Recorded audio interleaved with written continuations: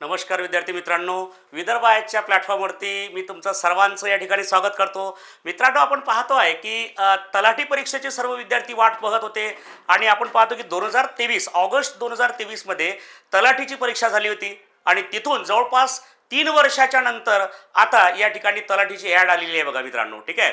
आणि मागील जवळपास 6 महिने 1 वर्षापासून एक वारं सुरू होतं बघा की परीक्षा तलाठी परीक्षा हे MPSC कडे जाऊ शकते, MPSC कडे जाऊ शकते, MPSC कडे जाऊ शकते, बरोबर. आणि झाले तसंच बघा मित्रांनो, आपण पाहतो की तलाठी परीक्षा आता MPSC कडे आलेली आहे. परंतु डोक्यामध्ये विद्यार्थ्यांच्या होतं की ते परीक्षा कशी राहणार, काय राहणार, बरोबर. की जसं आपण पाहतो की तलाठी परीक्षा कशी व्हायची, एकच पेपर, त्यामध्ये 25 25 25 25 असे 4 क्वेश्चन असायचे, बरोबर आहे. 100 क्वेश्चन 200 गुण, ठीक आहे, हे पॅटर्न असायचं. एकच परीक्षा आणि डायरेक्ट भाऊ झाला तलाठी, बरोबर आहे. ठीक आहे. परंतु आपण पाहतो की जे आता पॅटर्न आहे MPSC ग्रुप C मध्ये तलाठीचं पद ॲड करण्यात आलेलं आहे. क्लिअर.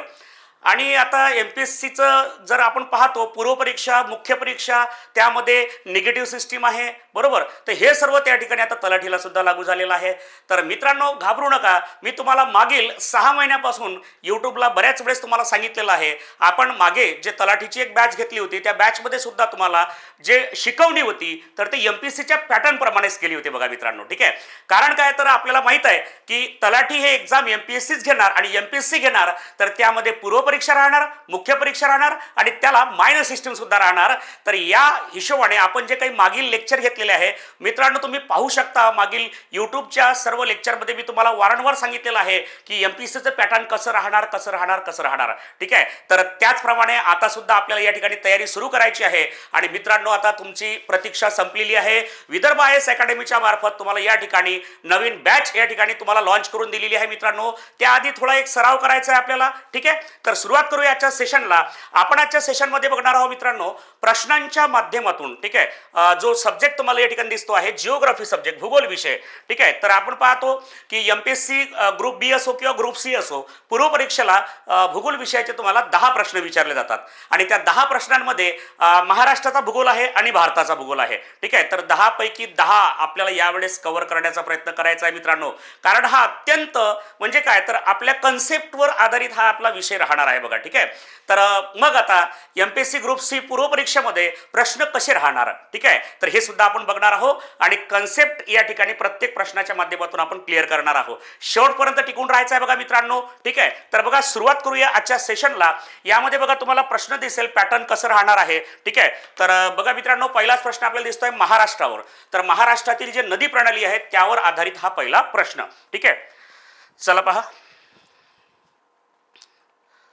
ओके.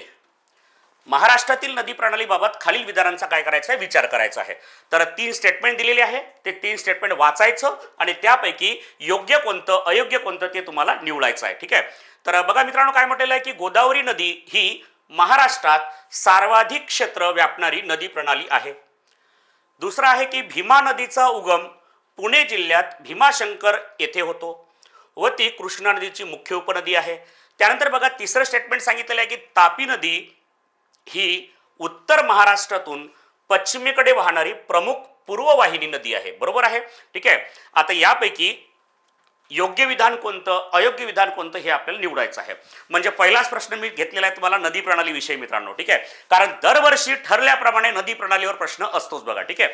तर मित्रांनो बघा, या ठिकाणी तुम्हाला अत्यंत एक सोपा प्रश्न, कठीण प्रश्न नाही आहे बघा मित्रांनो. ठीक आहे. आपण जेव्हा पाहतो की जो महाराष्ट्र तुम्हाला पाहायला मिळतो मित्रांनो बघा. ठीक आहे. हा आहे आपला उत्तर महाराष्ट्र, बरोबर आहे. ठीक आहे. बघा, क्लिअर झाला महाराष्ट्र तयार. आणि या महाराष्ट्रामध्ये जे प्रमुख जलविभाजक आहेत त्याला आपण म्हणतो सह्याद्री पर्वत. ओके.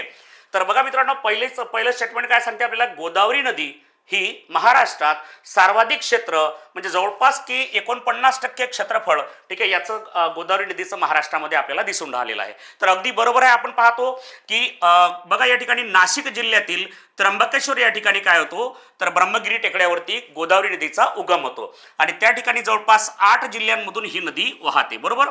तर या गोदावरी नदीचे 2 मुख्य क्षेत्र या ठिकाणी दाखवलेले आहे बघा. ठीक आहे. तर मुख्य प्रवाह, मुख्य खोरं जर पाहिलं तर आपण या ठिकाणी पाहतो प्रवरा आहे, सिंदपणा आहे, दक्षिण पूर्णा आहे, मांजरा आहे, बरोबर आहे, शिवणा आहे, खांब आहे, कादवा आहे. तर हे झालं एक खोरं गोदावरी नदीचं. बरोबर. त्यानंतर दुसरं खोरं तुम्हाला दिसते या ठिकाणी बघा, पैनगंगा, त्यानंतर वर्धा, त्यानंतर बघा पैनगंगा वर्धा, पुढे जाऊन बघा या ठिकाणी वैनगंगा आणि वैनगंगेपासून प्राणहिता नदी तयार होते. तर हे झालं कशाचं, विदर्भामधील. बघा येत आहे लक्षात. तर मुख्य खोरं आणि एक विदर्भातील खोरं. तर जवळपास आपण पाहतो या ठिकाणी की 49% 49% क्षेत्रफळ कोणती नदी वाहते, पहा कोणती नदी व्यापते, गोदावरी नदी. पहिलं स्टेटमेंट या ठिकाणी बरोबर आलेलं आहे. दुसरी गोष्ट एक लक्षात ठेवा मित्रांनो, आपण इथं कन्सेप्ट तर पाहणार आहोत, मॅपच्या माध्यमातून हा विषय या ठिकाणी आपण कंप्लीट करणार आहोत. सोबतच ऑप्शन इलिमिनेट मेथड आपण या ठिकाणी कंटिन्यू पाहणार आहोत प्रत्येक प्रश्नामध्ये. ठीक आहे. जर माझा आता ए बरोबर आहे, बघा काय म्हटलं आहे, ए बरोबर आहे, तर बघा ए इथं आहे बरोबर. आता इथं बी आणि सी बरोबर आहे म्हणते, इथं ए आहे का नाही, मग याला कट करा. बरोबर आहे.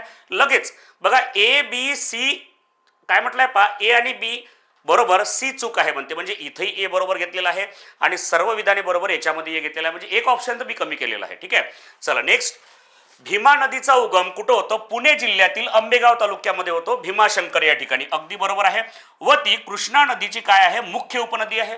तर हे स्टेटमेंट सुद्धा काय आहे मित्रांनो, बरोबर आहे. आपण पाहतो की पुणे जिल्ह्यामध्ये भीमाशंकर या ठिकाणी, तालुका आंबेगाव या ठिकाणी भीमा नदीचा उगम होतो बघा मित्रांनो. तर पुणे आणि सोलापूर महाराष्ट्रातल्या फक्त 2 जिल्ह्यांमधून ही नदी वाहते, मुख्य प्रवाह, आणि त्यानंतर ती जाते कर्नाटकमध्ये आणि तिथं जाऊन थांबते बघा. ठीक आहे. कारण काय, तर महाबळेश्वर सातारा या ठिकाणी जिथं कृष्णा नदीचा उगम होतो, ती कृष्णा नदी बघा या ठिकाणी सातारा आणि कोल्हापूर या 2 जिल्ह्यांमधून वाहत जाऊन कुठं जातं, कर्नाटक. आणि कर्नाटकमध्ये जिथं भीमा तिची वाट पाहत आहे त्या ठिकाणी जाते बघा. दिसून राहिलं तुम्हाला कृष्णा आणि भीमा. बघा ही नदी कोणती आहे, कृष्णा, आणि ही नदी कोणती आहे बघा, भीमा. कृष्णा आणि भीमा या 2 नद्यांचा संगम कुठं होतो, कर्नाटक राज्यातील रायचूर जिल्ह्यामध्ये कुरगुड्डी या ठिकाणी काय होतो, कृष्णा आणि भीमा नदीचा काय होतो, संगम होतो बघा. क्लिअर इथपर्यंत येत आहे बा. ठीक आहे. म्हणजे काय, तर भीमा नदी हे कृष्णेची सर्वात महत्वाची उपनदी आहे. दुसरा स्टेटमेंट सुद्धा काय आलेला आहे, बरोबर आलेला आहे. म्हणजे आता ए आणि बी बरोबर आलेला आहे. इथं बघा ए आणि बी बरोबर, ए आणि बी बरोबर, पण सी चूक म्हटलेला आहे. अजूनही पूर्ण उत्तर निघालेलं नाही. ठीक आहे. आता बघूया तिसरं ऑप्शन बघा. ठीक आहे. तापी नदी ही उत्तर महाराष्ट्रातून पश्चिमेकडे वाहणारी मुख्य पूर्ववाहिनी नदी आहे म्हणते बघा. आता यांचं या प्रश्नाचं म्हणणं काय बघा, आपण पाहतो तापी नदी बघा मध्य प्रदेशमध्ये बैतूल जिल्ह्यामध्ये मुलतई या ठिकाणी काय होतो, तापी नदीचा उगम होतो. आणि तापी नदी बघा सुरुवातीला आपण पाहतो महाराष्ट्रामध्ये अमरावतीमध्ये येते, अमरावतीच्या उत्तर सीमेवर वाहते, नंतर पुन्हा मध्य प्रदेशमध्ये जाते. मध्य प्रदेशमधून पुन्हा बुरानपूरच्या खिंडेमधून आपण पाहतो की जळगाव जिल्ह्यामध्ये प्रवेश करते, रावेर तालुक्यामध्ये, आणि त्या ठिकाणाहून जळगाव, ठीक आहे, धुळे, नंदुरबार, आणि नंतर कुठे तर गुजरातमध्ये जाते आणि खंबातच्या आखातामध्ये जाऊन अरबी समुद्राला जाऊन मिळते. म्हणजे ही कोणती नदी झाली, तापी नदी. बघा क्लिअर झाली इथपर्यंत, ही आहे तापी नदी. काय म्हटलं बघा, तापी नदी ही उत्तर महाराष्ट्रातून पश्चिमेकडे वाहणारी, तापी नदी ही उत्तर महाराष्ट्र, हा आहे आपला उत्तर महाराष्ट्र, बरोबर आहे. धुळे, नंदुरबार, जळगाव याला आपण उत्तर महाराष्ट्र म्हणतो बघा. ठीक आहे. तर उत्तर महाराष्ट्रातून पश्चिमेकडे वाहणारी बघा, पूर्वेकडून पश्चिमेकडे वाहणारी पूर्ववाहिनी नदी आहे म्हणते. पूर्ववाहिनी आहे का, अरे पश्चिमेकडे वाहणारी आहे तर पश्चिम वाहिनीच असेल ना, बरोबर. आपण पाहतो महाराष्ट्रातील प्रमुख पश्चिम वाहिनी नदी कोणती, तापी. आणि भारतातील प्रमुख पश्चिम वाहिनी नद्या कोणत्या, तर 2 नद्या प्रामुख्याने आपल्याला पाहायला मिळतात.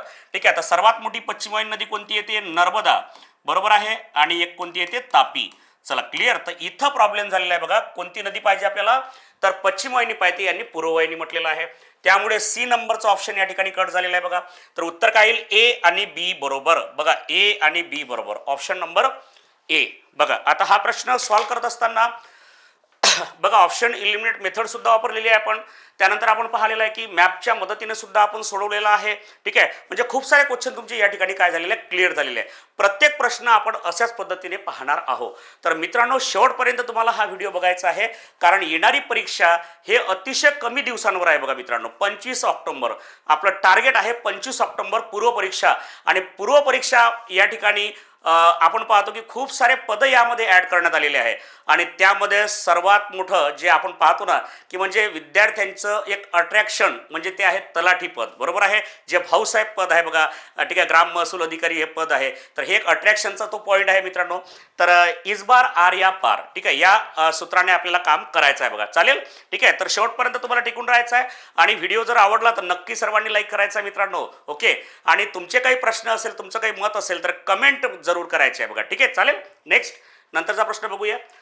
बघा, महाराष्ट्रातील प्रशासकीय विभाग, बघा महाराष्ट्रातील प्रशासकीय विभाग आणि हवामानाबाबत खालील विधानापैकी कोणते किंवा कोणती विधाने योग्य किंवा अयोग्य आहेत ते आपल्याला पाहायचं आहे. ठीक आहे, कोणती विधाने योग्य आहेत.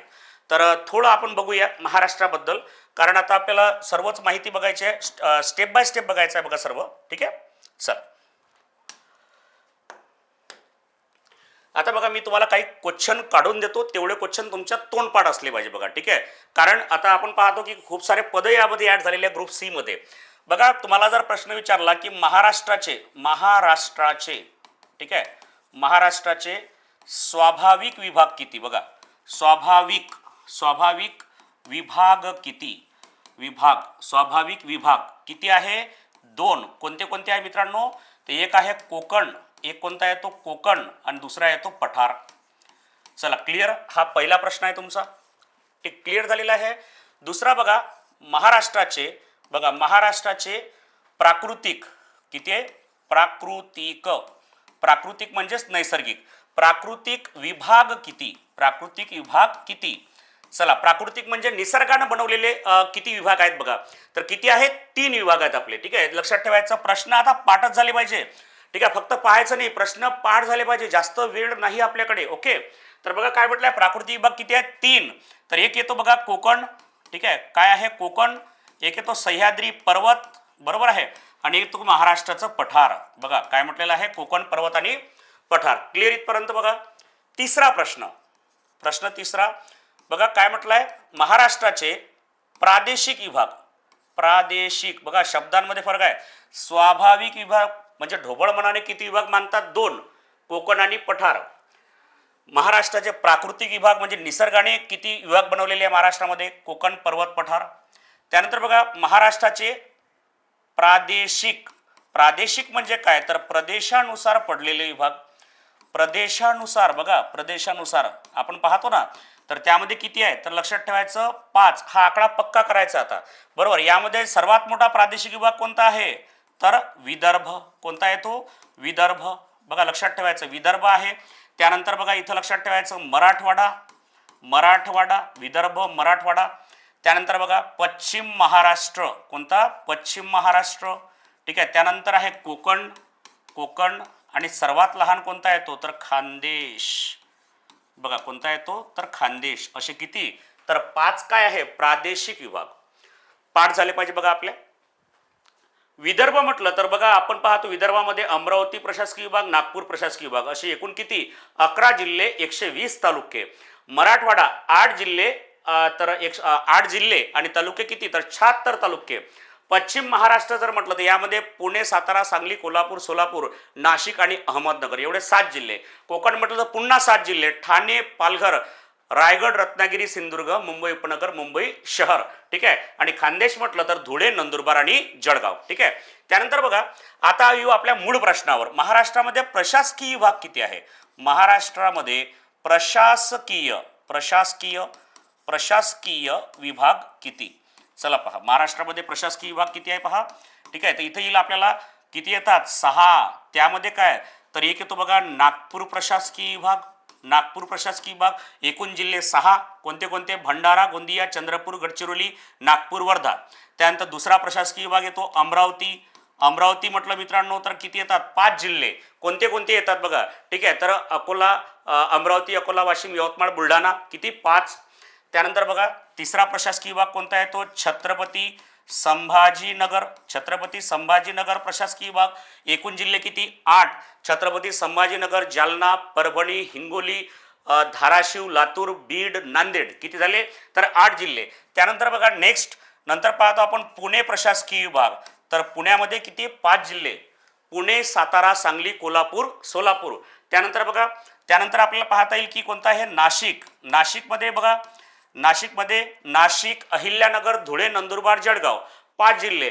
आणि सर्वात शेवटी कोणता, तर कोकण प्रशासकीय विभाग. बघा काय म्हटलं आहे, कोकण, तर किती 7 जिल्हे. उत्तरेकडून दक्षिणेकडे पालघर, ठाणे, मुंबई उपनगर, मुंबई शहर, रायगड, रत्नागिरी, सिंधुदुर्ग. ठीक आहे, तर हे झाले आपले प्रशासकीय विभाग. हे 4 प्रश्न तुमचे चुकायलाच नको. क्लिअर. तर हे 4 प्रश्न करून ठेवा एकदा. बघा पुन्हा प्रश्नाकडे परत येऊया आपले. पहा, महाराष्ट्रातील प्रशासकीय विभाग. बघा काय म्हटलेलं आहे, महाराष्ट्रातील प्रशासकीय विभाग आणि हवामानाबद्दल विधाने कोणती योग्य आहेत ते आपण पाहूया.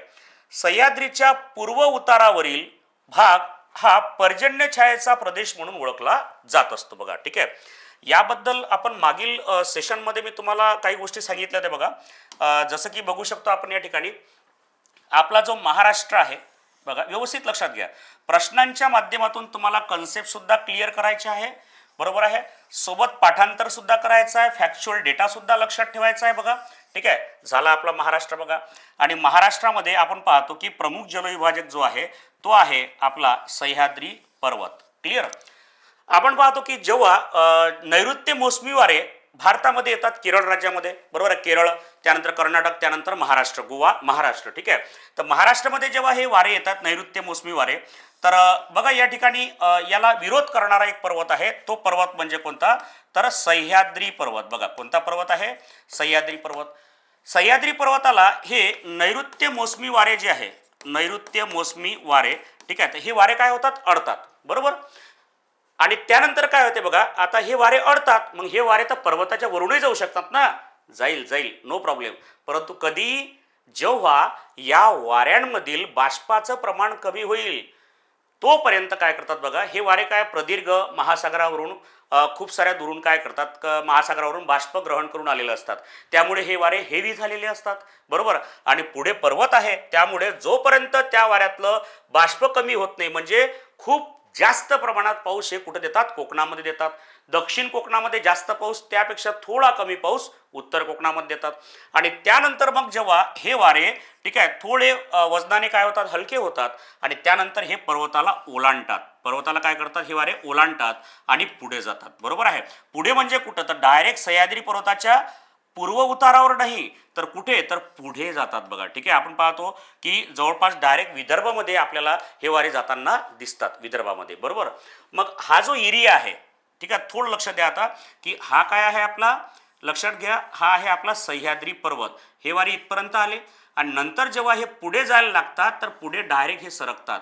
त्यामुळे हा जो एरिया आहे, हा जो एरिया तुम्हाला दिसून राहिलेला आहे ना, हा जो एरिया आहे याला म्हणतात सह्याद्री पर्वताचा पूर्व उताराचा भाग. सह्याद्री पर्वताचा पूर्व उताराचा भाग.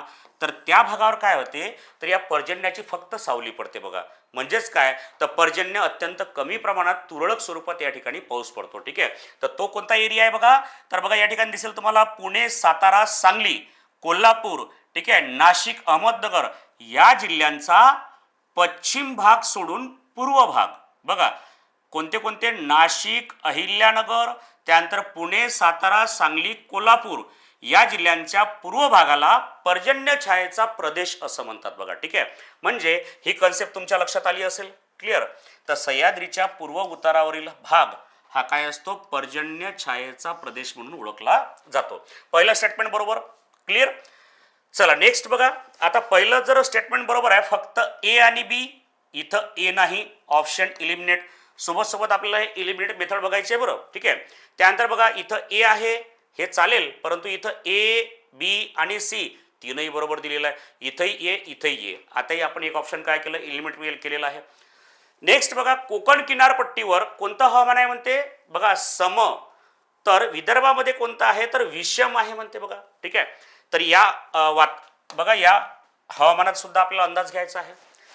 आता बघा कोकणामध्ये आपण पाहतो कोणत्या प्रकारचं हवामान आहे, बघा उष्ण, सम व दमट. उष्ण, सम व दमट. ठीक आहे, हे हवामान आपल्याला पाहायला मिळते, म्हणजे अगदी बरोबर आहे. ठीक आहे.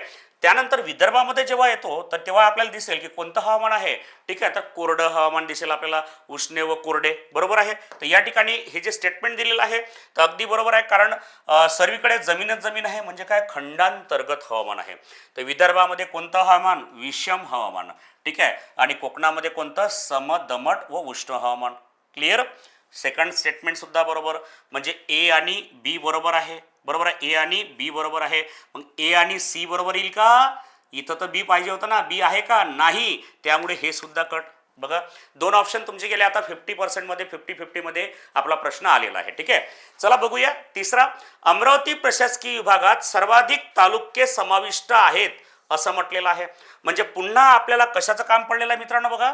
तर इथं दिसेल तुम्हाला प्रशासकीय विभागांचं आपल्याला काम पडलेलं आहे. ठीक आहे. तर मित्रांनो बघा प्रशासकीय विभाग. तर इथं लक्षात ठेवा महाराष्ट्रामध्ये सर्वात जास्त तालुके कोणत्या प्रशासकीय विभागात आहे?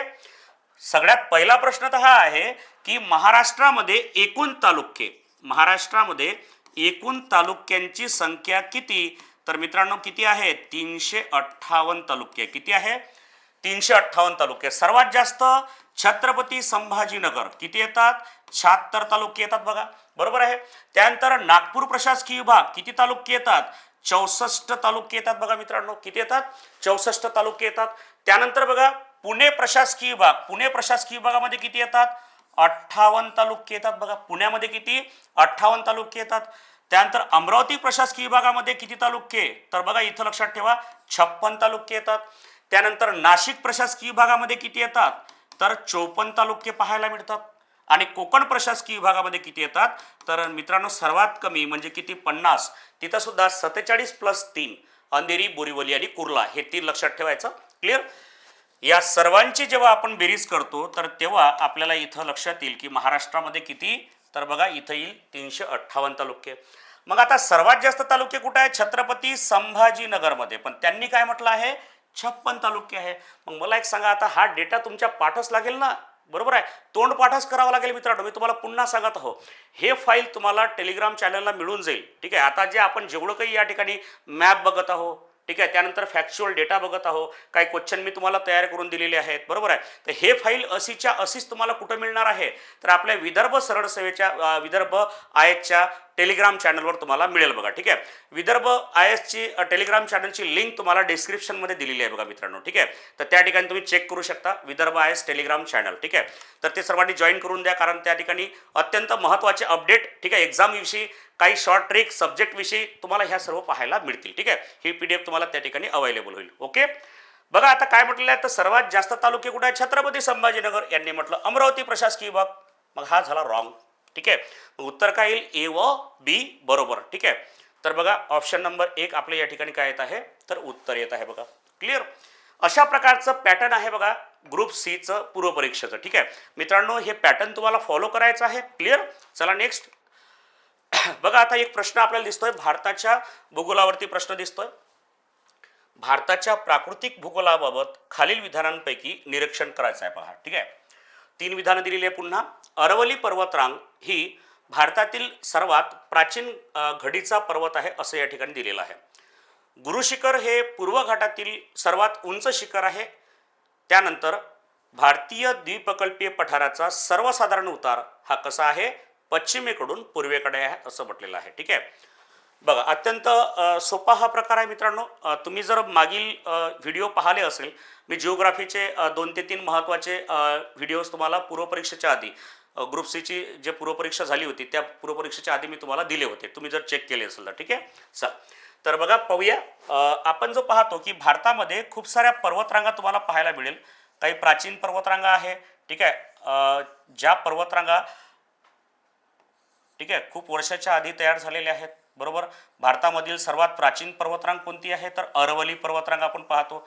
परंतु ती आज अवशिष्ट प्रकारे आपल्याला दिसते, म्हणजे अत्यंत कमी तिची उंची झालेली पाहायला मिळते बघा आपल्याला. ठीक आहे. चला तर भारतामध्ये बघा या ठिकाणी आपल्याला दिसेल, एक सेकंद. ओके. हा जो राजस्थानचा भाग आहे, गुजरात, राजस्थान आणि हरियाणा, बरोबर आहे, जवळपास दिल्ली. ठीक आहे. तर इथपर्यंत पसरलेली ही पर्वतरांग आपल्याला दिसेल. ठीक आहे. तर ही काय आहे बघा? अरवली पर्वतरांग भारतातील सर्वात प्राचीन पर्वतरांग आहे. सोबत तो घडीचा पर्वत आहे, हे आपल्याला लक्षात घ्यायचं आहे. ठीक आहे. तर पहिलं स्टेटमेंट काय येणार आहे? बरोबर. नेक्स्ट बघा, गुरु शिखर हे पूर्व घाटातील सर्वात उंच शिखर आहे असं म्हटलेलं आहे. ठीक आहे. तर बघा मागील व्हिडिओ जर ज्या विद्यार्थ्यांनी पाहिले असेल त्याच्यामध्ये मी तुम्हाला पूर्व घाटातील सर्वोच्च शिखर, पश्चिम घाटातील सर्वोच्च शिखर, सह्याद्री पर्वतातील सर्वोच्च शिखर, त्यानंतर सातपुडा पर्वतातील सर्वोच्च शिखर, अरवली पर्वतातील सर्वोच्च शिखर, त्यानंतर विंध्य पर्वतातील सर्वोच्च शिखर, हे सर्व शिखर मी तुम्हाला सांगितले होते. ठीक आहे, चला तर तुम्हाला माहित असेल बघा. तर गुरु शिखर हे जे आहे तर हे कुठे येते, अरवली पर्वतरांगेमध्ये येते बघा. ठीक आहे, कोणती पर्वतरांग, अरवली पर्वतरांग. ठीक आहे, हे जे अरवली पर्वतरांग आहे ते अरवली पर्वतरांगेतील सर्वोच्च शिखर कोणतं, तर गुरु शिखर. कोणतं येते आहे, गुरु शिखर. पण यांनी काय म्हटलंय, पूर्व घाटातील सर्वात उंच शिखर आहे. तर हे या ठिकाणी काय येणार आहे, चूक येणार आहे. कारण हा जो आपण पाहतो ना, हा पश्चिम घाट आणि हा पूर्व घाट. क्लिअर. तर पूर्व घाटातील सर्वोच्च शिखर कोणतं येते, महेंद्रगिरी. बघा काय म्हटलेलं आहे, तर महेंद्रगिरी आपल्याला पाहायला भेटते. बरोबर आहे. पश्चिम घाटातील सर्वोच्च शिखर कोणतं येते मित्रांनो, ठीक आहे. तर इथं बघा लक्षात ठेवायचं, अण्णाईमुडी. कोणतं आहे, अण्णाईमुडी. बघा थोडं लक्ष द्यायचं आहे आपल्याला. क्लिअर. तर पश्चिम घाटातील सर्वोच्च शिखर अण्णाईमुडी. ठीक आहे. पूर्व घाटातील सर्वोच्च शिखर महेंद्रगिरी आणि अरवली पर्वतातील सर्वोच्च शिखर कोणतं, गुरु शिखर. क्लिअर. तर मित्रांनो दुसरं काय झालं, रॉंग झालेलं आहे. ए बरोबर आणि बी चूक. ऑप्शन एलिमिनेट मेथड चेक करूया. पहा, फक्त ए बरोबर आहे म्हणते. ठीक आहे, याचा विचार करूया. फक्त ए आणि सी बरोबर आहे म्हणते, याचाही विचार करावा लागेल आपल्याला, कारण बी चूक आहे. ठीक आहे, फक्त बी आणि सी बरोबर आहे म्हणते. बी बरोबर चालेल का, नाही, बी चुकलेला आहे बघा, त्यामुळे हे रॉंग घ्यायचं आहे. सर्व विधाने बरोबर आहे म्हणते, बी चुकलेला आहे ना, मग सर्व विधाने बरोबर येईल का, नाही. म्हणजे तुमचं उत्तर ए आणि बी मध्ये येणार आहे बघा. ठीक आहे, चालेल. त्यानंतर बघूया. पहा की भारतीय द्वीपकल्पीय पठाराचा सर्वसाधारण उतार हा पश्चिमेकडून पूर्वेकडे आहे म्हणते. ठीक आहे. तर बघा थोडी छोटीशी कन्सेप्ट या ठिकाणी डिस्कस करूया आपण, की भारतीय द्वीपकल्प म्हणजे काय. ठीक आहे, भारतीय द्वीपकल्प, द्वीपकल्प या शब्दाचा अर्थ काय होतो. ठीक आहे, ते प्रकल्प नाही, ते प्रकल्प आहे. ठीक आहे, तर क्लिअर. बघा आपण म्हणतो ना, हा काय आहे आपला साऊथ इंडिया. बरोबर आहे. बघा 2 मिनिटं लक्ष द्या. हा आहे आपला साऊथ इंडिया आणि भारताच्या आपण पाहतो की तिन्ही बाजूने काय आहे, पाणीच पाणी आहे. बरोबर आहे. या साईडला आपण पाहतो की काय आहे, अरबी समुद्र. कारण या साईडला भारताच्या पश्चिमेकडे अरेबियन कंट्रीज असल्या कारणाने याला काय म्हटलेलं आहे, अरबी समुद्र. बरोबर.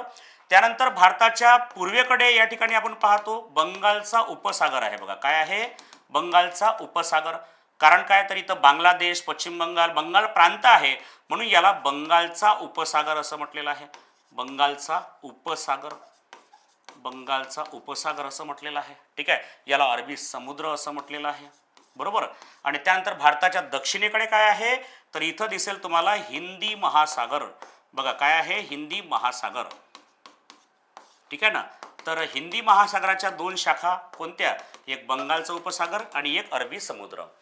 बघा द्वीपकल्प कशाला म्हणतात मित्रांनो, ज्या जमिनीच्या 3ही बाजूने पाणी असते. बघा पुन्हा लक्षात घ्या, ज्या जमिनीच्या 3ही बाजूने काय असेल, पाणी असेल, त्याला म्हणतात द्वीपकल्प.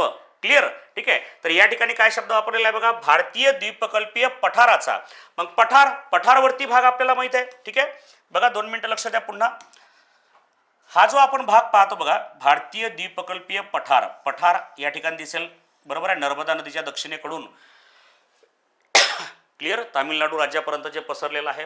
यामध्ये महाराष्ट्र पठार, तेलंगणाचे पठार, कर्नाटकचे पठार, तमिळचे पठार. ठीक आहे, हे तयार झालेलं आहे. तर या ठिकाणी काय म्हटलंय पहा, की भारतीय द्वीपकल्पीय पठाराचा सर्वसाधारण उतार हा कसा आहे, पश्चिमेकडून पूर्वेकडे आहे असं म्हटलेलं आहे.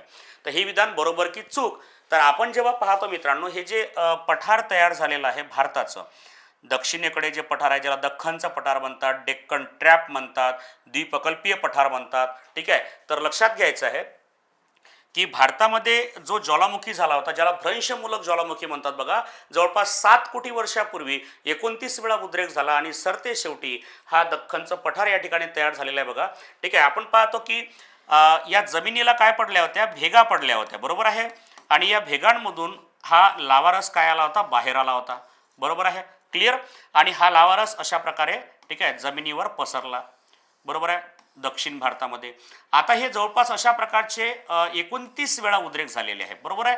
परंतु आपण पाहतो की याचा उद्रेकाचा जो वेग होता हा पश्चिमेकडे जास्त होता, पूर्वेकडे कमी होता. आता तुमच्या लक्षात येत असेल, ही आहे पश्चिम दिशा आणि ही आहे पूर्व दिशा. आता तुम्हीच मला सांगा की उतार कसा आहे, पश्चिमेकडून पूर्वेकडे मंद उतार आहे. ठीक आहे. त्यामुळे आपण पाहतो की पश्चिम घाटातील किंवा सह्याद्री पर्वतातील ज्या नद्या आहेत, ठीक आहे, ह्या कशा वाहतात बघा. गोदावरी नदी, बरोबर आहे, कुठे जाते, बंगालच्या उपसागराला जाऊन मिळते, बरोबर आहे. भीमा नदी कृष्णा नदी बंगालच्या उपसागराला, कावेरी नदी. तर या ज्या नद्या आहेत सर्व नद्या कुठं चाललेल्या आहेत तर बंगालच्या उपसागराला. मग उतार कसा आहे, पश्चिमेकडून पूर्वेकडे उतार आहे. तर भारतीय द्वीपकल्पीय पठाराचा सर्वसाधारण उतार कसा आहे बघा, तर पश्चिमेकडून पूर्वेकडे उतार आहे बघा. ठीक आहे, येत आहे मित्रांनो लक्षात. बघा या ठिकाणी यूट्यूबला थोडा वेळ आपल्याला कमी असतो, ठीक आहे, त्यामुळे प्रश्न सुद्धा जास्त झाले पाहिजे, ठीक आहे, ते सुद्धा लक्षात ठेवावं लागते. कन्सेप्ट सुद्धा क्लिअर झाल्या पाहिजे, फॅक्च्युअल डेटा सुद्धा क्लिअर झाला पाहिजे, ठीक आहे. या सर्व गोष्टींवर लक्षात ठेवावं लागते मित्रांनो, ठीक आहे. तर बघा हे कन्सेप्ट तुमच्या लक्षात आली असेल, क्लिअर. बघा कन्सेप्ट लक्षात आली नाही आली तर कमेंटमध्ये जरूर सांगायचं बघा मित्रांनो. जर तुम्हाला काही मागं पुढे वाटलं, ठीक आहे, सर नाही मला तेच नाही समजलं, हे असं नाही ते तसं आहे, तर तुम्ही कमेंटमध्ये सांगू शकता मित्रांनो. बघा ठीक आहे, चालेल. तर यानुसार जर पाहिलं तर तिसरं स्टेटमेंट काय आहे ते आपलं या ठिकाणी बरोबर येत आहे. तर या ठिकाणी ए आणि सी म्हणजे बी ऑप्शन नंबर काय येणार आहे तर बी या ठिकाणी योग्य उत्तर येईल बघा मित्रांनो. ठीक आहे, चला क्लिअर होत आहे पहा. नेक्स्ट क्वेश्चन बघूया. त्याच्या आधी बघा तुमच्यासाठी थोडी एक फॅक्च्युअल माहिती या ठिकाणी आणलेली आहे बघा मी प्रश्नासंदर्भात. अरवली पर्वत हा कसा आहे बघा, आपण पाहिलं ना ईशान्येकडून, ठीक आहे, नैऋत्येकडे सुमारे 692 किलोमीटर एकूण लांबी या ठिकाणी दिली आहे, 692 किलोमीटर.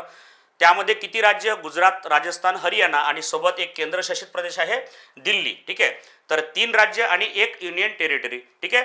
त्यानंतर पहा अरवली पर्वतातील सर्वोच्च शिखर आपण आताच पाहिलं कोणता आहे, गुरु शिखर. तर गुरु शिखराची उंची बऱ्याच वेळा विचारलेली आहे 1722. हा वन लाईनर प्रश्न सुद्धा तुम्हाला एक्झाम मध्ये दिसू शकतो. तर एकदा हा पाठांतर करून टाकायचा 1722 असं पाठांतर करून टाकायचं. त्यानंतर अरवली पर्वतामध्ये काही महत्त्वाच्या नद्या उगम पावतात बघा. ठीक आहे, जसं लुनी नदी आहे, बनास नदी आहे, साबरमती नदी आहे. ठीक आहे, तर जसं आपण पाहतो की हा अरवली पर्वत आहे, बरोबर. या अरवली पर्वतातून, ठीक आहे, थारच्या वाळवंटातून वाहणारी एकमेव नदी म्हणजे कोणती आहे, लुनी नदी, जे नंतर कच्छच्या रणात जाऊन काय होते, लुप्त होऊन जाते बघा. ठीक आहे. त्यानंतर बनास नदी आपण पाहतो हे पूर्वेकडे वाहते बघा मित्रांनो. ठीक आहे, बनास नदी कुठे, पूर्वेकडे वाहते. त्यानंतर साबरमती नदी बघा पुन्हा इकडे गुजरातमध्ये दिसेल तुम्हाला. ठीक आहे, तर या 3 नद्या महत्त्वाच्या या ठिकाणी अरवली पर्वतामध्ये तुम्हाला पाहायला मिळेल. त्यानंतर बघा अरवली पर्वतामध्ये काही खनिज संपत्ती सुद्धा तुम्हाला पाहायला मिळेल, बरोबर. कोणते कोणते महत्त्वाचे खनिज आहे, ठीक आहे, बघा काय आहे, तांबे, जस्त, शिसे, संगमरवर आणि ग्रॅनाइट. ठीक आहे, तर हे महत्त्वाची खनिज संपत्ती त्या ठिकाणी आपल्याला अरवली पर्वतामध्ये पाहायला मिळतात मित्रांनो. ठीक आहे, आणि त्यांनी जे म्हटलं होतं की पूर्व घाटामध्ये गुरुशिखर आहे, तर नाही, गुरुशिखर कुठं आहे, अरवली पर्वतामध्ये. मग पूर्व घाटातील सर्वोच्च शिखर कोणतं, तर ते आपण पाहिलेलं आहे, कोणतं आहे, महेंद्रगिरी. ठीक आहे, तर मित्रांनो बघा अत्यंत छान असा हा प्रश्न आपण कन्सेप्च्युअल पाहिलेला आहे बघा. भारतीय द्वीपकल्पीय पठार ही कन्सेप्ट या ठिकाणी क्लिअर केली. ठीक आहे, त्यानंतर अरवली पर्वत नेमका कुठं आहे, त्यामधलं उंच शिखर कोणतं आहे, पश्चिम घाटातलं उंच शिखर अण्णाईमुडी, पूर्व घाटातील उंच शिखर महेंद्रगिरी. ठीक आहे, तर ह्या कन्सेप्ट आपल्याला या ठिकाणी कंटिन्यू करायच्या आहेत. ठीक आहे, बघूया मित्रांनो पुढचा क्वेश्चन. चला पहा बघा, प्रश्न वाचून तुम्ही कमेंटमध्ये आन्सरही सांगायचे आहे बघा. ठीक आहे, चला पहा, 1 सेकंद द्या मला.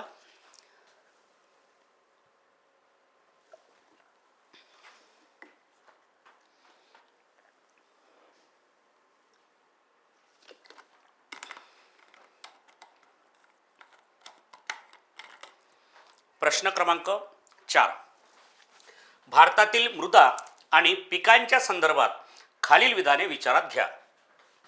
बघा 3 ऑप्शन पुन्हा दिलेले आहे मृदेसंदर्भात. बघा भारतावरच हा प्रश्न घेतलेला आहे पुन्हा मी. ठीक आहे, तर या ठिकाणी बघा 3 मृदा विचारलेल्या आहे. एक आहे काळी मृदा, एक आहे तांबडी मृदा आणि एक आहे गाळाची मृदा. तर 3 मृदा या ठिकाणी आपण पाहून राहिलो. ठीक आहे, भारतासंदर्भात पाहतो मित्रांनो. ठीक आहे, काळी मृदा म्हणजे ज्याला आपण काय म्हटलं, रेगुर मृदा असं सुद्धा म्हटलेलं आहे.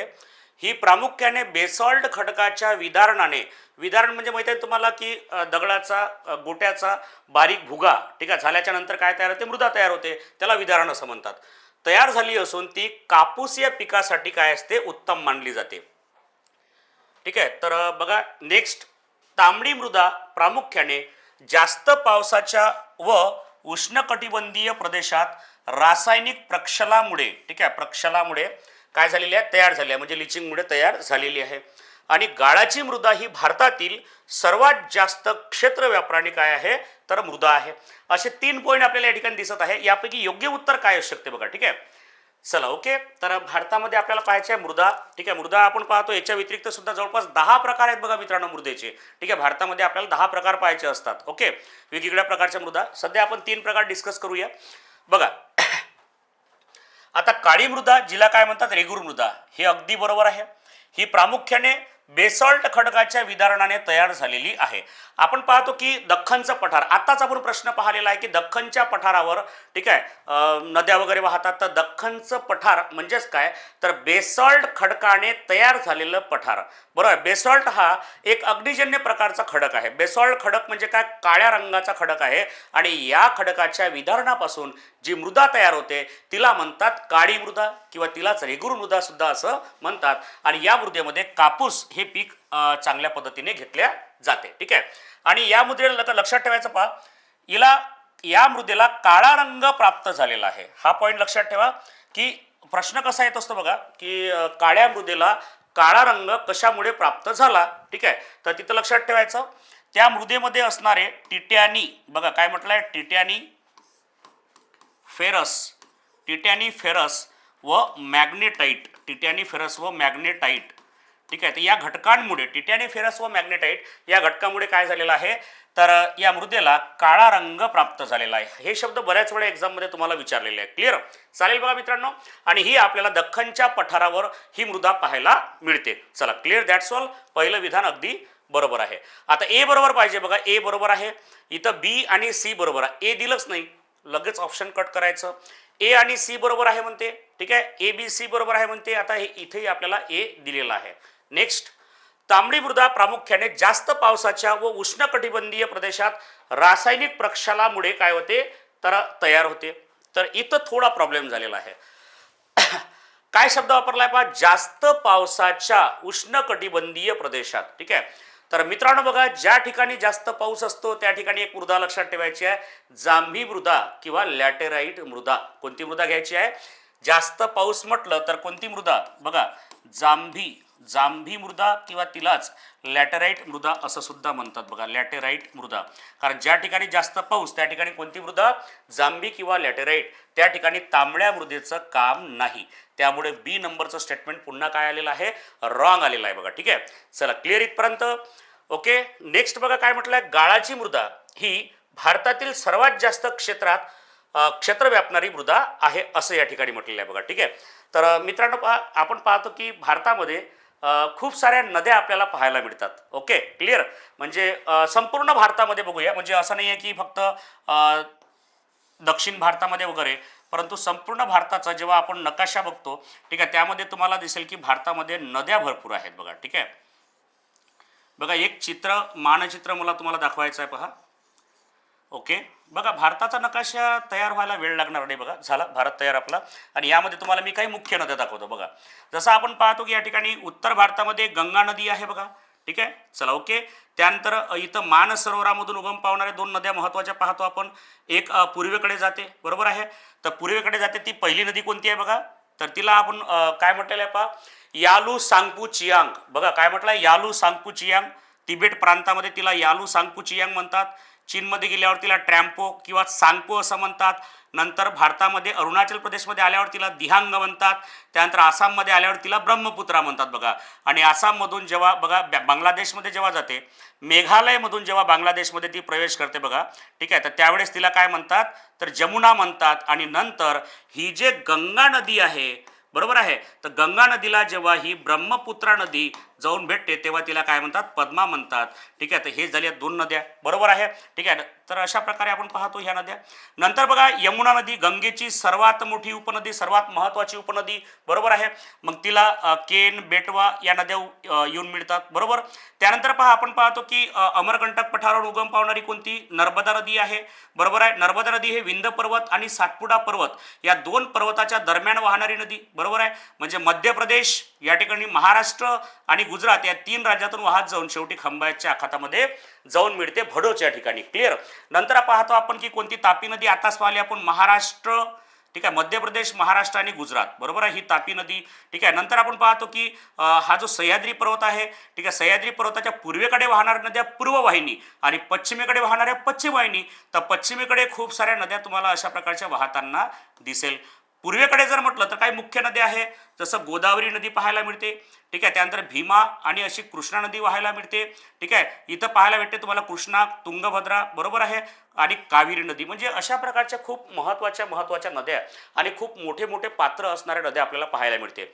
मग नदीमध्ये जो गाळ असतो बघा, पावसाळा जेव्हा असतो जून ते सप्टेंबर या काळामध्ये, या नद्यांच्या खोऱ्यामध्ये असणारा जो गाळ आहे तर तो पुरामुळे आजूबाजूच्या क्षेत्रामध्ये पसरवला जातो आणि त्यामुळे काय होते तर आजूबाजूचं क्षेत्र काय होते, सुपीक होते बघा, गाळाचं क्षेत्र तयार होते. ठीक आहे, तर त्यामुळे लक्षात ठेवायचं वैशिष्ट्य मित्रांनो नेहमीसाठी, गाळाची मृदा ही भारतातील सर्वात जास्त क्षेत्र व्यापणारी काय आहे, मृदा आहे बघा. ठीक आहे, मी तुम्हाला अतिशय इन शॉर्ट मध्ये सांगण्याचा प्रयत्न केलेला आहे की कन्सेप्ट लक्षात ठेवायची आहे फक्त आपल्याला.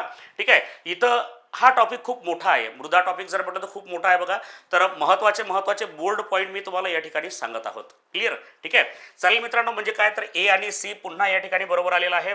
तर ए आणि सी बरोबर म्हणजे ऑप्शन नंबर सी या ठिकाणी काय येणार आहे, योग्य उत्तर येणार आहे. क्लिअर? चालेल. बघा चौथा प्रश्न सुद्धा या ठिकाणी बघा, फक्त 4 प्रश्न आपण या ठिकाणी पाहिले, परंतु खूप सारे कन्सेप्ट आपण बघत आहोत मॅपच्या माध्यमातून मित्रांनो. ठीक आहे, तुम्हाला जर व्हिडिओ आवडला तर नक्की मित्रांना शेअर करा बघा मित्रांनो. ओके, चालेल. बघा नेक्स्ट क्वेश्चन बघा, एक बघा थोडा एक प्राकृतिकवर प्रश्न घेतलेला आहे, जगाच्या प्राकृतिकवर. ठीक आहे, फक्त पाहायचं आहे तुम्हाला बघा. ठीक आहे, एखाद्या वेळेस ठीक आहे जर तुम्हाला हा छोटासा प्रश्न जर विचारला तर लक्षात असो. ठीक आहे, या उद्देशानं तुमच्यासमोर मांडलेला आहे बघा. ठीक आहे, नाहीतर जगाच्या प्राकृतिक भूगोलावर ठीक आहे तुम्हाला प्रश्न म्हणजे नाहीच्या बरोबर असतात. म्हणजे 99% प्रश्न हे तुम्हाला कशावर, महाराष्ट्र भूगोल आणि भारताच्या भूगोलावरच असतात. 99.99%. 0.1% एखाद्या वेळेस जगाचा एखादा प्रश्न प्राकृतिकवर तुम्हाला विचारला जातो. तर त्या उद्देशानं हा प्रश्न ॲड केलेला आहे. ठीक आहे, चला पहा, प्रयत्न करून बघा.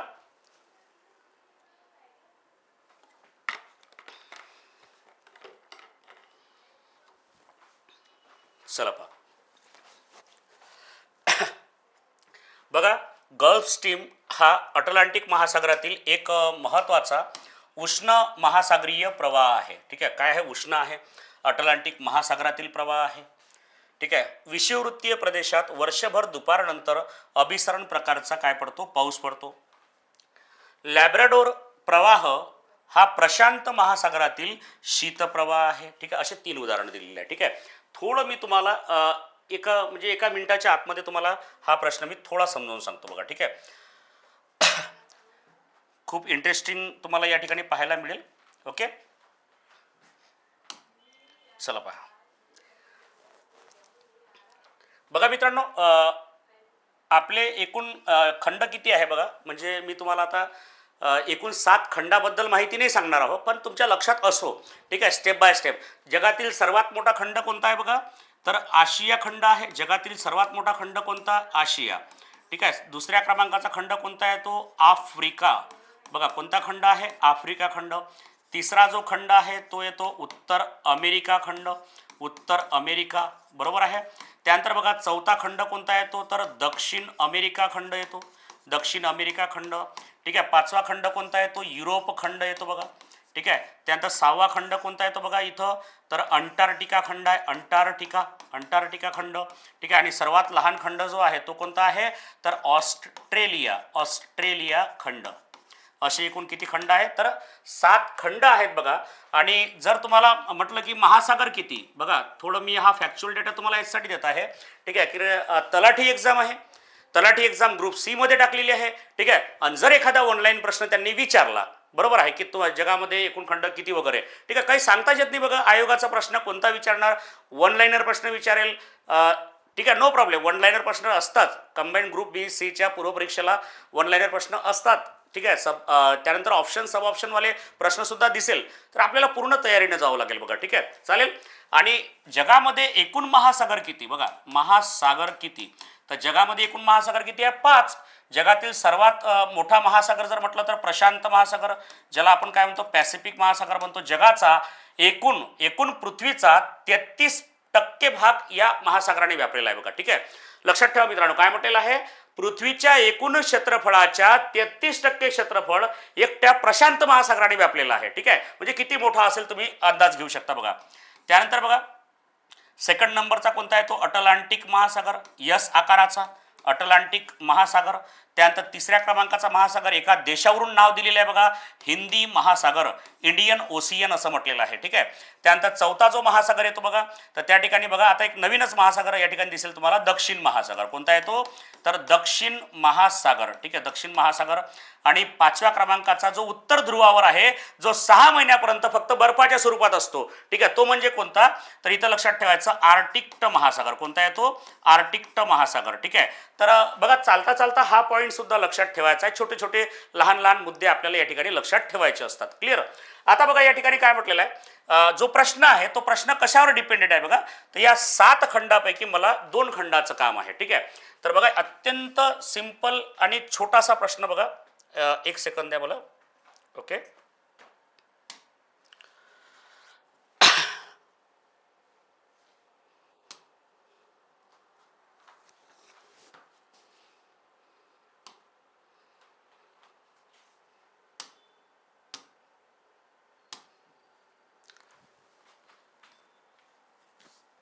चला ओके, नो प्रॉब्लेम. ही आपली पृथ्वी आहे, बरोबर आहे. चला ओके, आता पृथ्वीच्या मध्यातून एक काय गेलेलं आहे आपलं तर विषुववृत्त गेलेलं आहे बघा. ठीक आहे, एकूण अक्षवृत्त आपण पाहतो की 181 अक्षवृत्त आहे. त्यामध्ये सर्वात मोठं अक्षवृत्त म्हणजे काय तर विषुववृत्त, जे 0 डिग्रीचं आहे, ज्याला आपण काय म्हटलेलं आहे विषुववृत्त. विषुववृत्त असं म्हटलेलं आहे. ठीक आहे, या विषुववृत्तावर काय असते बघा, तर वर्षभर तुम्हाला 3 ऋतू पाहायला मिळेल. ॲट ए टाइम 3 ऋतू या ठिकाणी पाहायला मिळेल. कारण 0 ते 5 उत्तर, बरोबर आहे, 5 अंश. ठीक आहे, 0 ते 5 दक्षिण. ठीक आहे, तर या अक्षवृत्ताच्या दरम्यान आपण याला काय म्हटलेलं आहे तर अतिउष्ण. ठीक आहे, अतिउष्ण कटिबंध म्हणतात बघा याला. ठीक आहे, तर हा जो एरिया आहे, हा एरिया वर्षभर सूर्याच्या काय असतो समोरासमोर असतो बघा, वर्षभर. ठीक आहे, भयानक ऊन या ठिकाणी तुम्हाला पाहायला मिळेल. ठीक आहे, तर छोटासा कन्सेप्ट आहे, या कन्सेप्टवरच हा प्रश्न आलेला आहे बघा. इथं जे सेकंड स्टेटमेंट दिसून राहिलेलं तुम्हाला, विषुववृत्तीय प्रदेशात वर्षभर दुपारनंतर अभिसरण प्रकारचा पाऊस पडतो. ठीक आहे, तर हा एक स्टेटमेंट पहिले आपण कव्हर करून घेऊया पहा. ठीक आहे, चालेल बघा. तर हा जो 0 ते 5 उत्तर, 0 ते 5 दक्षिण हा जो पट्टा आहे, तर हा आहे अतिउष्ण कटिबंधीय विषुववृत्ताचा पट्टा. या ठिकाणी काय होते की उन्हाळा म्हणजे काय तर भयानक ऊन तापते, अतिशय जास्त ऊन तापते. त्यामुळे या एरियामध्ये जे काही समजा आपण पाहतो ना महासागर वगैरे येतात, तर त्यामुळे तिथं काय होते बाष्पीभवन होते. आणि बाष्पीभवन झाल्यामुळे तिथं काय होते लगेच ढगांची निर्मिती होते. आणि लगेच काय तर दुपारी 4 वाजता, ठीक आहे, 4 वाजताच्या सुमारास, दररोज दुपारी 4 वाजताच्या सुमारास या पट्ट्यामध्ये काय असतो तर अभिसरण प्रकारचा पाऊस पडतो बघा. ठीक आहे, कारण काय तर हा पट्टा वर्षही भर सूर्याच्या समोरासमोर असतो. त्यामुळे इथे काय होते की खूप जास्त ऊन तापते आणि त्यामुळे काय होते ढगांची निर्मिती होते आणि लगेच काय पडतो पाऊस पडतो मित्रांनो. आणि रात्रीचं या ठिकाणी भयानक थंडी असते बघा. दिवसा उन्हाळा, पावसाळा आणि रात्रीची थंडी, तीनही ऋतू जर ॲट ए टाइम पाहायचे असेल तर तुम्हाला या पट्ट्यामध्ये जावं लागेल बघा. तर आपलं जे सेकंड स्टेटमेंट आहे, ठीक आहे, या ठिकाणी बरोबर आहे की विषुववृत्तीय प्रदेशात वर्षभर दुपारनंतर म्हटल्यापेक्षा डायरेक्ट याला 4 वाजताचा पाऊस म्हणतात बघा. दुपारनंतर 4 वाजताचा अभिसरण प्रकारचा पाऊस पडतो. दॅट्स ऑल बघा, लक्षात ठेवा कन्सेप्ट.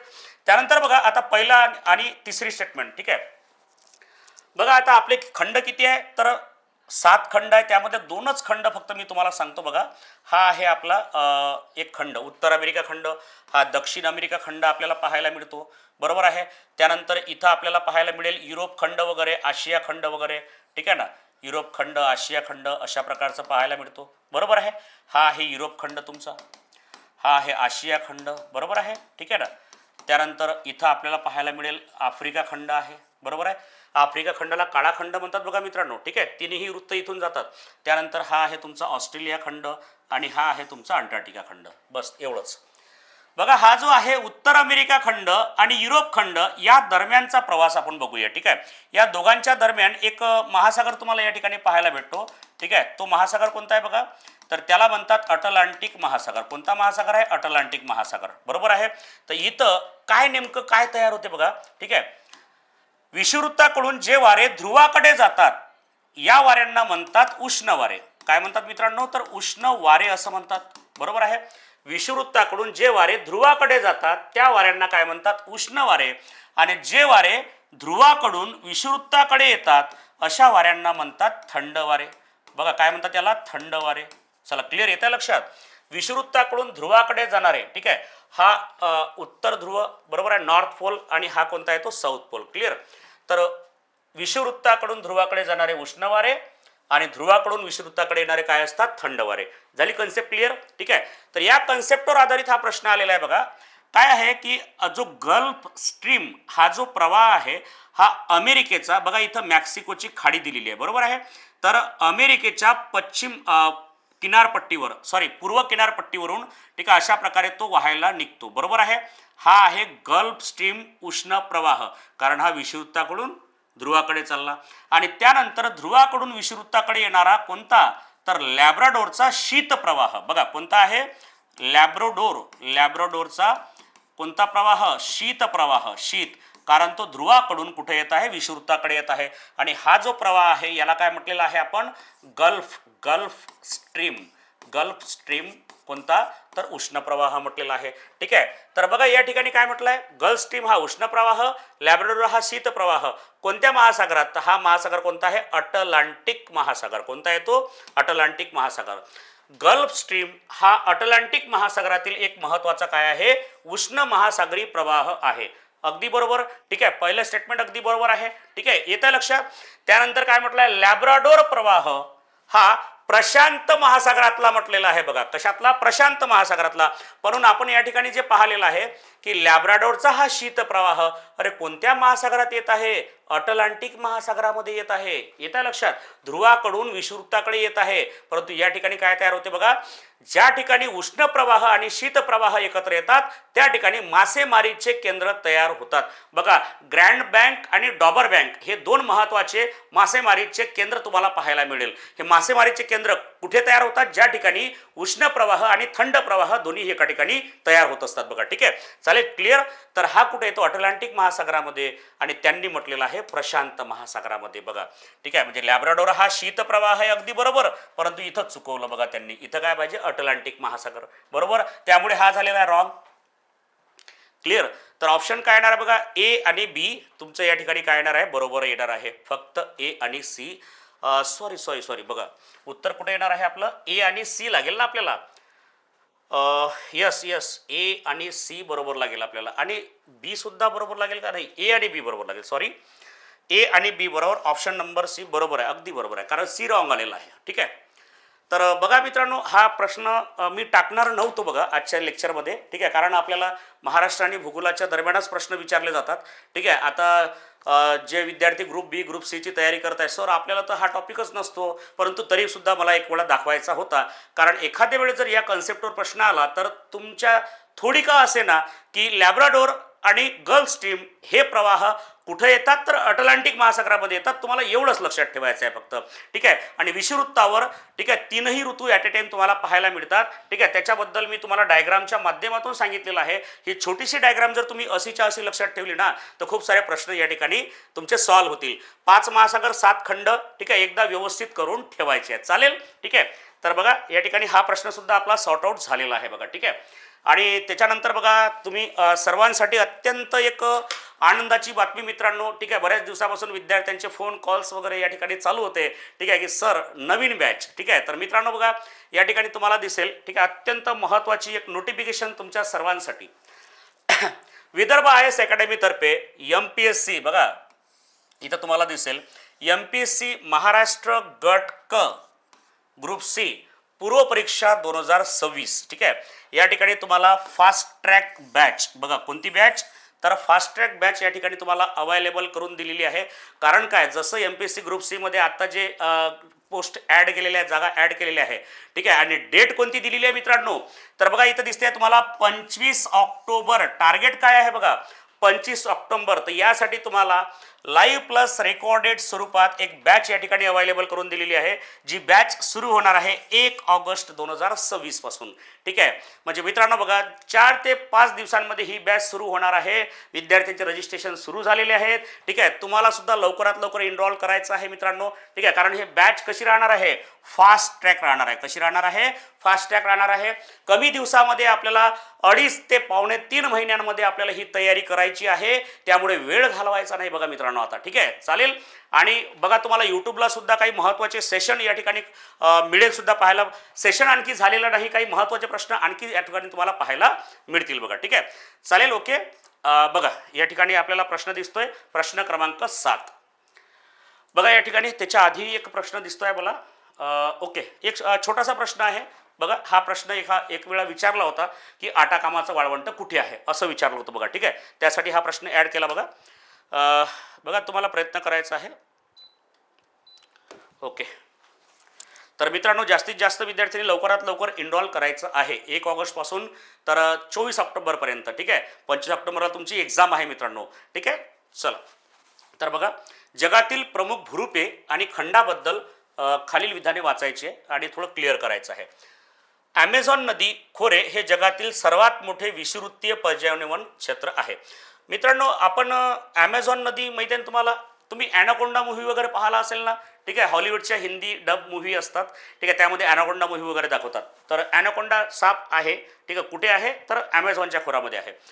बघा या ठिकाणी जो मी तुम्हाला दक्षिण अमेरिका खंड दाखवलेला आहे, हा जो दक्षिण अमेरिका खंड आहे या ठिकाणी बघा तुम्हाला दिसेल की एक पर्वतरांग आहे, अँडीज पर्वतरांग. की कोणती पर्वतरांग, जगातील सर्वात लांब पर्वतरांग कोणती आहे तर अँडीज पर्वतरांग तुम्हाला या ठिकाणी पाहायला मिळते.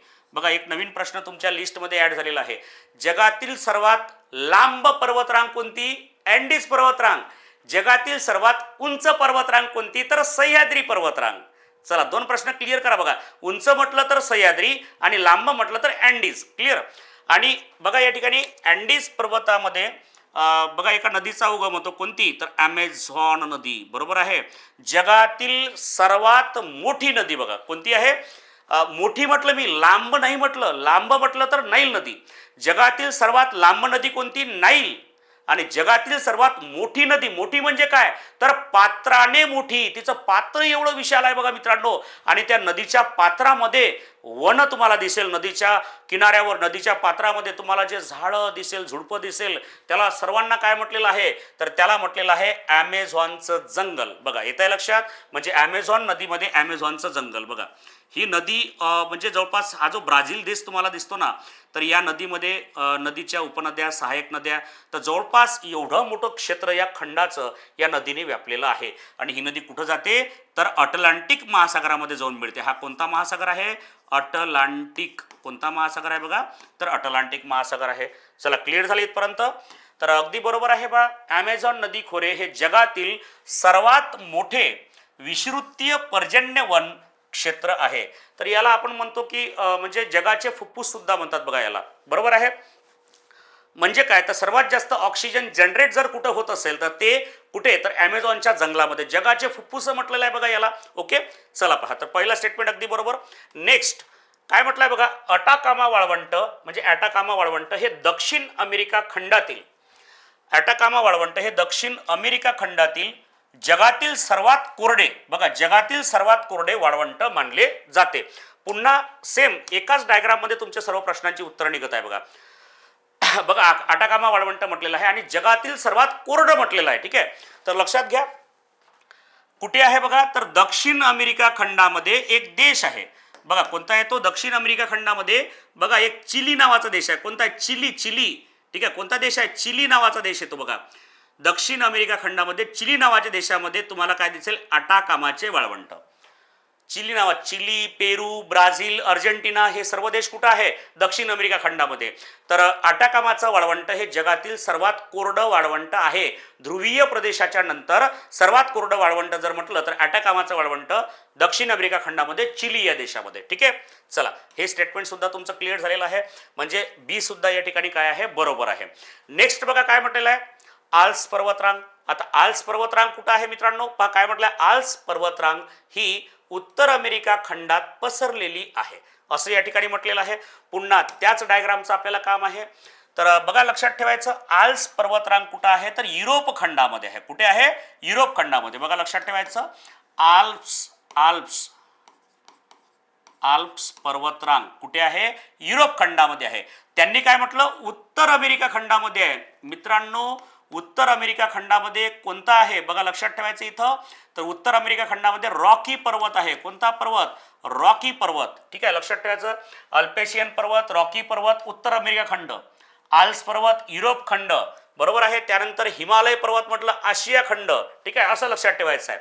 म्हणजे हे स्टेटमेंट थोडं रॉंग या ठिकाणी होऊन आलेलं आहे. बघा, आल्प्स पर्वत कुठं पाहिजे होता आपल्याला? युरोप खंडामध्ये. कुठे पाहिजे? युरोप. यांनी दिलेला आहे उत्तर अमेरिका खंड, म्हणजे त्यामुळे हा काय झाला? रॉंग झालेला आहे. ठीक आहे, तर थोडे एक वरवरचे मोठे मोठे प्रश्न आपण जगाच्या प्राकृतिक भूगोलावरचे इथं थोडे क्लिअर करत आहोत. जर याच्यामधून एखादा प्रश्न आला तर 100% तुम्हाला प्लसमध्ये तो पॉईंट मिळेल. बघा, ठीक आहे, चालेल मित्रांनो. तर ए आणि बी काय लागेल? बरोबर लागेल. तर ए आणि बी बरोबर ऑप्शन नंबर 2 मध्ये तुमचा करेक्ट आन्सर येत आहे. ठीक आहे, चला नेक्स्ट क्वेश्चन बघा. आता प्रश्न क्रमांक 7 बघा.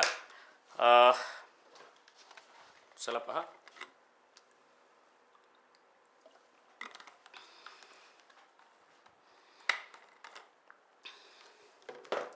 चला पटापट पटापट प्रश्न वाचायचा आहे तुम्हाला.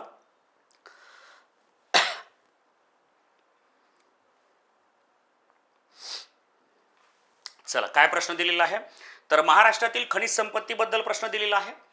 ठीक आहे, खडक प्रणाली कोणत्या खडकामध्ये कोणते खनिज आहेत? ठीक आहे, कोणत्या जिल्ह्यामध्ये आहेत? ओके, तेच या ठिकाणी दिलेलं आहे.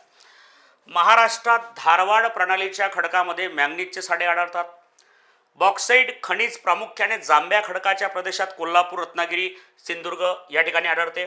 महाराष्ट्रात दगडी कोळशाचे सर्वाधिक साठे पश्चिम महाराष्ट्रात केंद्रित केलेले आहे. ठीक आहे, तर असं या ठिकाणी तुम्हाला दिसून राहिलेलं आहे. ओके, बघा, खनिज संपत्तीबद्दल मी एक छोटीशी ट्रिक तुम्हाला सांगतो मित्रांनो, छोटीशी, नेहमीसाठी लक्षात ठेवा. बरोबर, बघा, हा जो आपण पाहतो की आपला हा महाराष्ट्र आहे, बरोबर आहे. ठीक आहे, हा यस, बघा, हा जो आपला महाराष्ट्र आहे आणि या महाराष्ट्रामध्ये हा सह्याद्री पर्वत, बस झाला, संपला विषय. तर बघा, आपल्या महाराष्ट्रामध्ये खनिज संपत्ती कुठे एकवटलेली आहे? ठीक आहे, तर तेवढं लक्षात ठेवायचे. महत्त्वाचे काही जिल्हे मी तुम्हाला सांगून देतो, नेहमीसाठी लक्षात ठेवा. बघा, सर्वात हायलाइटेड जो जिल्हा आहे तो आहे चंद्रपूर. कोणता आहे तो? चंद्रपूर. चंद्रपूरमध्ये खूप मोठ्या प्रमाणात खनिज संपत्ती तुम्हाला पाहायला मिळते, बरोबर आहे. बघा, 2 प्रश्न क्लिअर करून देतो. बघा, सर्वात जास्त खनिजे कुठे आढळतात? तर त्याचं उत्तर आहे बघा चंद्रपूर, बरोबर आहे. आणि वेगवेगळ्या प्रकारचे खनिजे कुठे आढळतात? तर या ठिकाणी बघा रत्नागिरी. कोणता आहे? रत्नागिरी. वेगवेगळ्या प्रकारचे खनिज म्हटलं तर रत्नागिरी, म्हणजे व्हेरायटी जर पाहायची असेल तर रत्नागिरी, आणि मोठ्या प्रमाणात पर्सेंटेजनुसार जर पाहतो म्हटलं तर चंद्रपूर. क्लिअर झालं. त्यानंतर बघा चंद्रपूर झालं, या ठिकाणी बघा भंडारा, गोंदिया, गडचिरोली, बरोबर आहे. इकडे रत्नागिरी, सिंधुदुर्ग, कोल्हापूर, बरोबर. तर म्हणजे सरळ सरळ काय तर पूर्व विदर्भ. बघा, खनिज संपत्ती म्हटलं तर कुठे? महाराष्ट्रातील पूर्व विदर्भ, पूर्व विदर्भ. त्यानंतर बघा दक्षिण महाराष्ट्र, पूर्व विदर्भ व दक्षिण महाराष्ट्र, बस या 2 भागांमध्ये महाराष्ट्रातली खनिज संपत्ती एकवटलेली आहे. आता मी हे तुम्हाला कशासाठी सांगितलेलं आहे बघा. ठीक आहे, तर एखाद्या वेळेस जर तुम्हाला ऑप्शनवरूनही उत्तर काढता, म्हणजे असं म्हणा की तो डेटा तुम्हाला माहीतच नाही आहे, बरोबर आहे, आणि प्रश्न विचारला तुम्हाला की हे खनिज कोणत्या जिल्ह्यामध्ये आहे, मग खाली ऑप्शन असतात 4, बरोबर आहे. आता तुम्हाला तर माहीत आहे की कुठं पूर्व विदर्भ आणि दक्षिण महाराष्ट्रामध्येच खनिज आढळतात, परंतु तिथं ऑप्शन जर आला की औरंगाबाद, बरोबर आहे, नंदुरबार, असं जर ऑप्शन आलं तुम्ही इलिमिनेट करू शकता. बघा, कारण पूर्व विदर्भामध्ये कोणते जिल्हे येतात या ठिकाणी लक्षात ठेवायचं, नागपूर, वर्धा, भंडारा, गोंदिया, चंद्रपूर, गडचिरोली, बरोबर आहे. दक्षिण महाराष्ट्र म्हटलं तर बघा रत्नागिरी, सिंधुदुर्ग, त्यानंतर तिकडे कोल्हापूर, बरोबर आहे, थोडा सांगलीचा भाग वगैरे, बस संपलं. तर हे जर ऑप्शनमध्ये असेल तर तुम्ही उत्तर काढू शकता. हे झाली एक टेक्निक. बघा, आता काय म्हटलंय बघा, महाराष्ट्रात धारवाड. आता महाराष्ट्रामध्ये आपण पाहतो की जेव्हा दख्खनचं पठार निर्माण झालं, तर दख्खनचं पठार निर्माण होण्याच्या आधी महाराष्ट्रामध्ये कोणकोणते खडक होते बघा, तर त्या ठिकाणी तुम्हाला पाहायला मिळेल. ठीक आहे, कोणकोणते खडक पाहायला मिळते बघा, तर आर्कियन खडक आहे. बघा, कोणते आहे? आर्कियन खडक. त्यानंतर धारवाड खडक, आर्कियन, धारवाड. ठीक आहे, कडप्पा, आर्कियन, धारवाड, कडप्पा, गोंडवान, आर्कियन, धारवाड, कडप्पा, गोंडवान, बरोबर आहे. अशा प्रकारचे ज्या खडक पर्वत श्रेणी खडक श्रेणी जे होत्या त्या आपल्या महाराष्ट्रामध्ये होत्या. नंतर काय झालं की जवळपास 7 कोटी वर्षापूर्वी तिथं एक काय झाला, ज्वालामुखी झाला, भ्रंशमूलक ज्वालामुखी, आणि हे सर्व खडक काय आहे झाले तर त्या बेसॉल्ट खडकाच्या खाली गाडल्या गेलेत, बरोबर आहे. ठीक आहे, हे कॉन्सेप्ट लक्षात ठेवा. महाराष्ट्रामध्ये काय म्हटलंय की धारवाड प्रणालीच्या खडकांमध्ये मॅंगनीजचे साठे आढळतात. अगदी बरोबर, पाठांतरच करून ठेवा डायरेक्ट. ठीक आहे, डायरेक्ट लक्षात ठेवा. बघा नेक्स्ट, बॉक्साईट खनिज प्रामुख्याने जांभ्या खडकाच्या प्रदेशात, म्हणजे बॉक्साईट कुठं आढळते, कोल्हापूर, रत्नागिरी, सिंधुदुर्ग. बघा काय म्हटलंय, कोल्हापूर, रत्नागिरी, सिंधुदुर्ग. ठीक आहे, अगदी बरोबर आहे. बघा ठीक आहे, म्हणजे महाराष्ट्रामध्ये बॉक्साईट कुठं आढळते तर सरळ सरळ बघा रत्नागिरी, सिंधुदुर्ग आणि कोल्हापूर जिल्ह्यामध्ये. हे सुद्धा बरोबर आहे, सेकंड स्टेटमेंट. ठीक आहे, आणि थर्ड स्टेटमेंट बघा, महाराष्ट्रात दगडी कोळशाचे सर्वाधिक साठे, महाराष्ट्रामध्ये जे दगडी कोळसा म्हणतो आपण, बरोबर आहे, म्हणजे औष्णिक विद्युत निर्मिती करण्यासाठी जो दगडी कोळसा आहे तर याचे सर्वाधिक साठे कुठे आहे. बघा काय दिलाय, पश्चिम महाराष्ट्रामध्ये आहे. कुठे आहे, पश्चिम महाराष्ट्रामध्ये आहे. बघा मी आताच एक टेक्निक तुम्हाला दिली आहे, कोणती, महाराष्ट्रामध्ये खनिज संपत्ती कुठे एकवटलेली आहे, पूर्व विदर्भ, दक्षिण महाराष्ट्र. दक्षिण महाराष्ट्रामध्ये आपण 3च जिल्हे घेतलेले आहे, रत्नागिरी, सिंधुदुर्ग, कोल्हापूर, बरोबर आहे. आणि यांनी काय म्हटलेलं आहे पहा की महाराष्ट्रात दगडी कोळशाचे सर्वाधिक साठे पश्चिम महाराष्ट्रात केंद्रित आहे. तर दगडी कोळशाचे सर्वाधिक साठे कुठे आहे तर ते आहे पूर्व विदर्भामध्ये, पश्चिम महाराष्ट्रामध्ये नाही. बघा येऊन आलं लक्षात. ठीक आहे, अत्यंत हे तुम्हाला कामी पडणार आहे. बघा हे जे ट्रिक या ठिकाणी तुम्हाला सांगितलं जात आहे, ज्या कन्सेप्ट तुम्हाला सांगितलं जात आहे हे तुम्हाला परीक्षेमध्ये ॲज इट इज पाहायला मिळेल. ठीक आहे, तर ए आणि बी, पुन्हा ए आणि बी मध्ये उत्तर आलेलं आहे ऑप्शन नंबर 1 मध्ये. ठीक आहे मित्रांनो, बघा लक्षात जर येत असेल तुम्हाला, ठीक आहे, हे ज्या गोष्टी आहे किंवा कन्सेप्ट आहे तुमच्या लक्षात येत असेल आणि व्हिडिओ आवडत असेल तर नक्की व्हिडिओला लाईक करायचं आहे बघा सर्वांनी. ओके, आणि मित्रांपर्यंत सुद्धा काय करायचं तर हे सर्व शेअर करायचं आहे मित्रांनो. ठीक आहे, तर आजच्या पार्ट 1 मध्ये मित्रांनो एवढाच डेटा या ठिकाणी आपण पाहत आहोत. ठीक आहे, आणि राहिलेले प्रश्न जे आहे ते पार्ट 2 मध्ये तुम्हाला या ठिकाणी पाहायला मिळेल. थोडं एक महत्त्वाचं जे आहे ते तुम्हाला सांगायचं आहे बघा मित्रांनो, 2 मिनिटं लक्ष ठेवायचं आहे सर्वांच्या अत्यंत कामाचा डेटा आहे. बघा तर जे 25 ऑक्टोबर, ठीक आहे, या ठिकाणी जे एक्झाम आहे पूर्व परीक्षेची एक्झाम 25 ऑक्टोबर ग्रुप सी पूर्व परीक्षा, तर त्याच ठिकाणी मित्रांनो तुम्हाला एक सराव म्हणून MPSC गट क पूर्व परीक्षा 2026 साठी विदर्भ आयएसच्या माध्यमातून तुम्हाला मिळत आहे टेस्ट सिरीज. ठीक आहे, काय मिळत आहे तर बघा टेस्ट सिरीज, आपला अभ्यास किती झाला, आपल्याला अभ्यास किती करायचा आहे, तर टेस्ट सिरीज तुम्हाला या ठिकाणी अवेलेबल करून दिलेली आहे. आणि या टेस्ट सिरीजचं वैशिष्ट्य मित्रांनो बघा की प्रत्येक टेस्टचे जे स्पष्टीकरण आहे ते प्रिंटेड मिळेल बघा तुम्हाला. ठीक आहे, प्रत्येक टेस्ट सिरीजमध्ये प्रिंटेड स्पष्टीकरणासहित, बघा येत्या लक्षात, तर स्पष्टीकरणासहित तुम्हाला या ठिकाणी पाहायला मिळेल. बघा या ठिकाणी टेस्ट केव्हापासून चालू होत आहे. ठीक आहे, तर इथं दिलेलं आहे बघा 16 ऑगस्टला पहिली टेस्ट राहणार आहे आपली. 16 August, 23 August, 30 August, 6 September, 13 September, 20 September, 27 September, शेवटची टेस्ट 4 ऑक्टोबर. बरोबर.